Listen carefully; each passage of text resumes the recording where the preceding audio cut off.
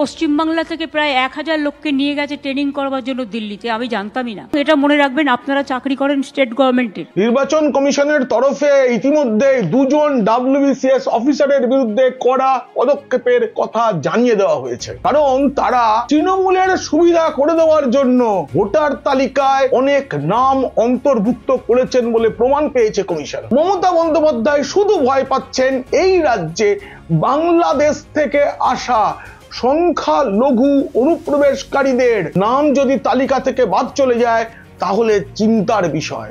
সংখ্যালঘু ভাই বোনেরা যারা বাইরে কাজ করেন, শুধু ঈদে আসলে হবে না, ভোটার লিস্টে নামটা তুলতে হবে ভালো করে।